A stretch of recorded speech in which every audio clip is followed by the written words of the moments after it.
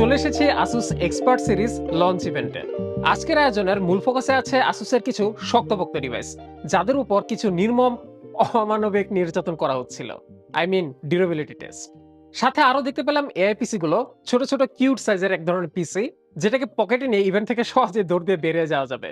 আরো দেখেছি এআইও বা অল ইন ওয়ান পিসি, সাথে ছিল কিছু কম্প্যাক্ট ব্র্যান্ড পিসি, নাম expert centre for business applications. এবং এই সবগুলো ডিভাইস খুবই শক্তপোক্ত করে বিল্ড করা হয়েছে, যেগুলোকে আসুস বলছে মিলিটারি গ্রেড স্ট্যান্ডার্ড ফলো করছে।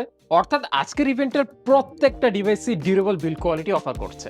আমরা এখন যে প্রোডাক্টটি দেখতে পাচ্ছি এটা হচ্ছে ROG NUC 2025 2025 সালে লঞ্চ হওয়া একটা ROG মিনি পিসি, যেটাতে থাকছে বিল্ট ইন 5070 Ti এবং হচ্ছে এটাতে চাচ্ছে 16 GB of RAM and 1 TB হচ্ছে Zen 4 SSD। এছাড়াও এটাতে Zen 5 এর SSD সাপোর্টেড এবং হচ্ছে এটাতে 48 GB দুইটা RAM লাগানো অপশন আছে।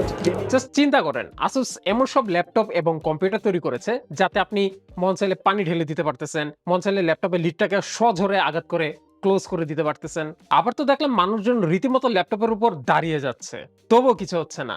যদিও এই ডিভাইসগুলোর স্পেসিফিকেশন আহামরি বড় কিছু না, কিন্তু আমাদের দৈনন্দিন জীবনে বা প্র্যাকটিক্যাল লাইফে এই ধরনের ডিভাইসগুলোর অনেক কার্যকারিতা বা উপকারিতা আছে।